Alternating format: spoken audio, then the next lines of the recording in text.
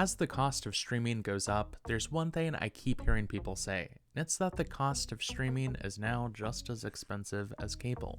But is that true? I've crunched some numbers and done the math, and in this video I'll break down the difference in cost between streaming and a traditional TV service like cable or satellite. I'll also go over some real-life examples from people that follow this YouTube channel, highlighting how much money they saved or didn't when they switched from cable to streaming. But to start out, I'll give the short answer to the question, is streaming still cheaper than cable? And that is, it depends. That's because the money that you spend on a cable service versus a streaming service isn't quite apples to apples. But if you do it right, and also depending on what you watch, the savings can be quite substantial. In fact, when I polled my followers on YouTube, the largest single group of respondents said they're saving more than $100 a month on streaming versus what they were paying for cable. With that being said, for some people, you'll end up spending more than others. And yes, it is also possible to spend more money on streaming than on cable. This video will break down all of the different considerations you need to make when comparing the costs together. So let's break it down. First, we'll go over some things to consider with a typical cable bill. When most people refer to their cable bill, they're actually talking about a bundling of services that typically includes cable, internet, and sometimes even phone service. When you switch from cable to streaming, you will still need internet service. In fact, you may even need to invest in an internet service that's faster and thus more expensive. So when considering how much money you could save on your cable bill, make sure to only subtract out the TV portion of that bill, because you'll need to continue to pay at least what you're paying right now on internet. Another thing to consider is that typically a cable or satellite service will have some sort of introductory offer, so it may seem cheaper than it actually is. If you're reshopping your plan, always read the fine print and see what the rate will go up to after 6 months or a year or sometimes even 2 years. And finally, consider the added fees that go along with a cable service, particularly fees for equipment. This is one area where streaming can drastically reduce the cost versus cable. If you already own smart TVs or streaming players from brands like Roku or Amazon Fire TV, you won't need to lease or install expensive equipment like you would with a cable service. And even if you do need to go out and buy some streaming sticks for your TV, the cost is typically lower than what you would pay for equipment rental fees in the long run with a cable service.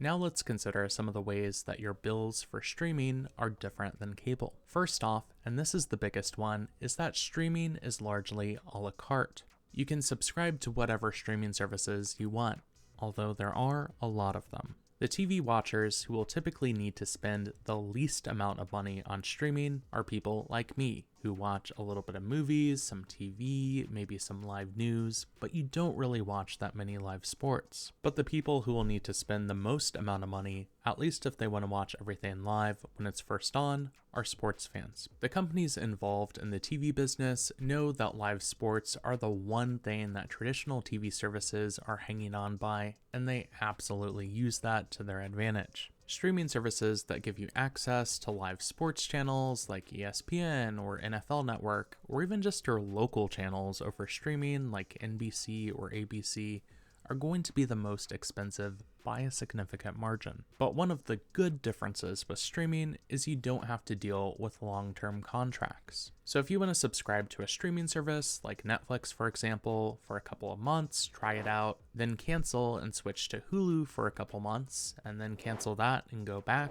or try a different service, you can do that all without cancellation fees or penalties. I know a lot of people will subscribe to some of the more expensive streaming services that include sports channels like YouTube TV or Fubo during the football season. Then they cancel during the off season. You can also sign up for streaming services when there's a promotion and then cancel and sign up again when there's a new promotion.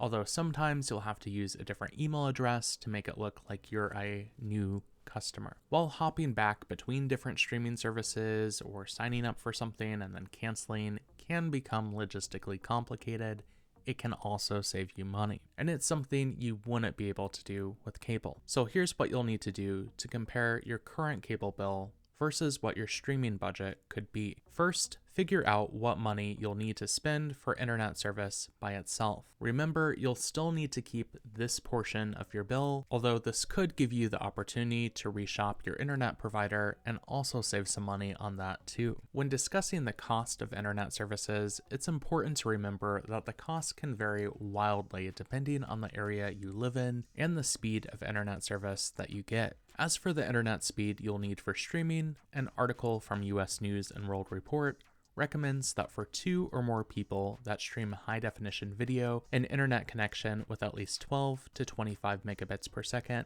makes the most sense. The average monthly cost for an internet connection with speeds up to 25 megabits per second runs at about $50. Next, figure out what shows and live TV you'll want to keep watching with streaming. Websites like Just Watch are a great place to go to find out what streaming services include the shows that you want to see. And if you're trying to choose between different streaming services, I have playlists with dozens of videos on my channel where I've reviewed various live and on-demand streaming TV services. Once you've picked out your streaming services, add up the cost of those services together plus internet versus your cable bill. To give you an idea on the price of streaming services, here's some pricing for a handful of the major streaming services that focus on on-demand movies and shows. And here's the pricing for streaming services that offer live channels, including live sports. Notice this gets a lot more expensive. And of course, there's some streaming services that you can watch for free. I'm increasingly impressed with the extent of shows and movies that are available on some of these free streaming services. Also, don't forget that if you get an antenna, you can watch your local channels for free too. So now let's break down some examples of people that have cut the cord from cable. I got these examples from an anonymous survey that I posted for followers of this YouTube channel. Thank you, by the way, to everyone that participated. I'll start with someone who is saving about $100 a month on streaming who's from Danbury, Connecticut. They've tried different cable services, including Frontier, AT&T Uverse, and Charter, before canceling in 2019. They estimate they were spending about $180 a month for cable and internet together. Now they're spending about $50 a month for internet by itself and $30 a month on streaming services for a total of $80 a month. They get quite a few streaming services for a low price because they sign up for promotions,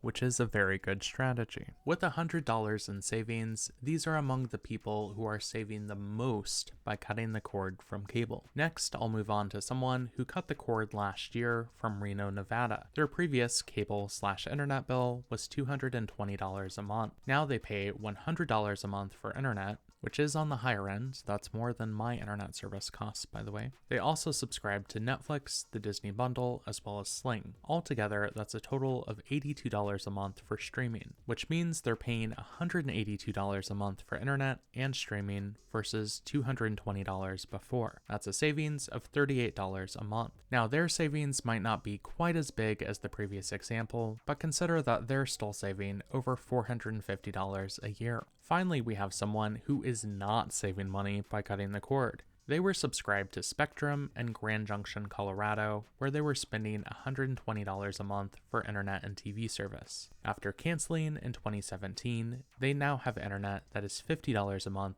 and subscribe to streaming services that cost $95 a month, meaning they're paying about $25 a month more than they did previously with cable. These 3 examples highlight the range of possibilities for someone who is switching from cable to streaming. So to close it out, let's consider the future. Like death and taxes, price increases for streaming services have become an inevitable part of life. So there's a good chance that by the time you watch this video, the price of streaming has gone up. And I'll admit, there are some people where even if you're not 100% satisfied with your cable service, it will make sense to just keep it. But by calculating the cost of streaming versus cable, you'll at least know what your options are. And at minimum, you can call up your cable provider and see if they'll offer you a cheaper rate, because sometimes they'll match pricing of competitors as a retention offer. If you're looking to save some money though, it's entirely possible to do so with streaming. So if you're looking for even more ways to save money by cutting the cord from cable, or need help figuring out which streaming services are right for you, make sure to hit that subscribe button and check out even more videos on my YouTube channel. But that does it for today's video.